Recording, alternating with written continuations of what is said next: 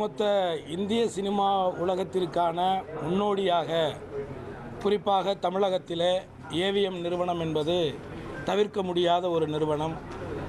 அந்த காலகட்டத்திலே இந்தியாவிலே பல மொழிகள் இருந்தாலும் அத்தனை மொழிகள் சார்ந்த திரைப்படங்களை எடுக்கக்கூடிய ஒரு இடமாக இந்த ஏவிஎம் நிறுவனம் நிலவியது என்பது மறுக்க முடியாத ஒரு உண்மை. அப்பேற்பட்ட ஏவிஎம் ஐயப்ப செட்டியார் அவர்களால் உருவாக்கப்பட்ட இந்த நிறுவனத்தை அவருக்கு பிறகாக பொறுப்பேற்று மதிப்பிற்கும் மரியாதைக்கும் உரிய இன்றைக்கு வயப்பு முதிர்ச்சி காரணமாக இயற்கை எய்திருக்கக்கூடிய அருமை அண்ணன் ஏவிஎம் சரவணன் அவர்கள் ஒட்டுமொத்தமாக அடுத்த தலைமுறைகளுக்கு ஒரு மனிதன் சிறியவர் பெரியவர் என்று பாகுபாடு பாராமல் அனைவரையும் எப்படி மரியாதையோடு நடத்துவது, மரியாதையோடு நடந்து கொள்வது என்பதை அடுத்த தலைமுறைக்கு கற்றுக் கொடுத்தவர். மிக எளிமையானவர். ஒரு சாதாரணமாக தன்னிடத்திலே பணி செய்யக்கூடிய வேலையாட்களை கூட வாங்க போங்க என்று அழைக்கக்கூடிய ஒரு பெருந்தன்மை மிக்க ஒரு மாபெரும் மனிதர். அதே நேரத்தில் நான் இந்த ஏவிஎம் நிறுவனத்தில் எந்த படத்திலும் நான் நடித்ததில்லை.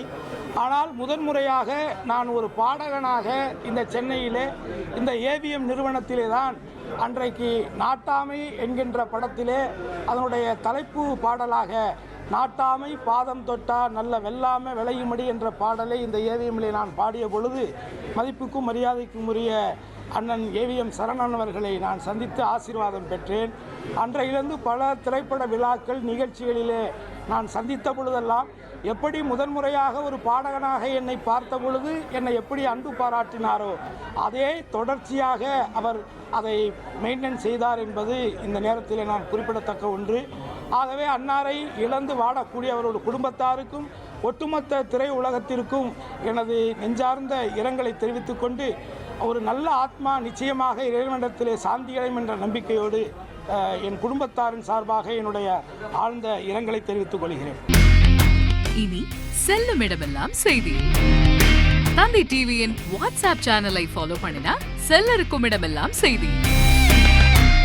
இதோ QR கோட் இப்பவே ஸ்கேன் பண்ணுங்க, ஃபாலோ பண்ணுங்க.